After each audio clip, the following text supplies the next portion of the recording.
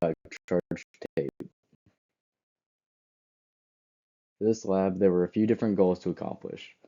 Analyze how a piece of tape interacts with another piece of tape and other objects, determine how much excess charge is left on the tape used in interactions with the other tape strip and objects, and then create code and glow script to model the interactions happening. Within this lab, there are a few assumptions to take into account. The piece of charged tape used within the experiment is represented as a point charge, and that both pieces of tape used when analyzing interactions with each other have the same amount of charge. Underlying concepts used are electric force, Newton's second law, and gravitational force. Electric force is F equals K times Q1 times Q2 over R squared times R hat. Newton's second law is F net equals delta P over delta T, and gravitational force is F equals negative mgy when near the Earth's surface. Using a piece of tape, fold one end under to create a handle. Stick this piece of tape to a smooth surface. Then take another piece of tape with a handle and stick it on top of the previous piece of tape. Quickly pull the top piece of tape off, and then stick the pulled piece of tape on the side of a surface to hang freely. Bring hand close to the hanging piece of the tape and observe. The first observation is the interaction between two pieces of tape. The two pieces of tape with assumed same charge repel each other.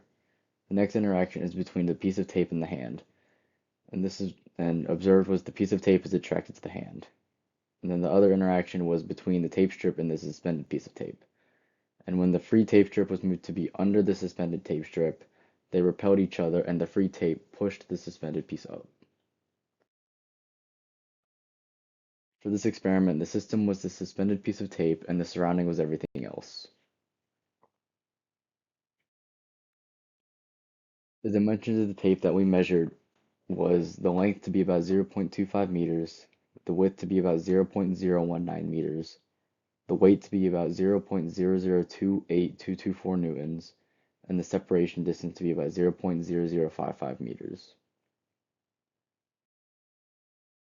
And then here's the code used and the model that should be created. During the experiment, there were a few possible points of error. One being an error in calculations, another being precision of measurements of the tape dimensions, another being suspending the tape piece too tight to the point of significant tension force getting involved, and one last would be errors in coding process leading to some miscalculations in the model. By the end of the experiment, several conclusions could be drawn.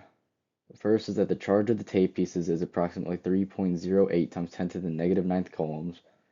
The net force of the system must be equal to 0 in order for the suspended piece of tape to be able to float, and since the system is in equilibrium, the force of gravity must be equal to the magnitude of electric force from the piece of tape.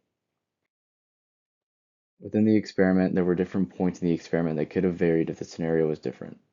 What would happen if the charges involved were to swap polarity? Overall, the interaction should stay the same, just the direction of the electric forces would be inverted. And why, when handling pieces of tape, is it important to have as little contact as possible? When handling pieces of tape, the reason it's important to have as little contact is to prevent the charge on the tape from dispersing into your hand as little as possible to get accurate measurements of polarity and charge.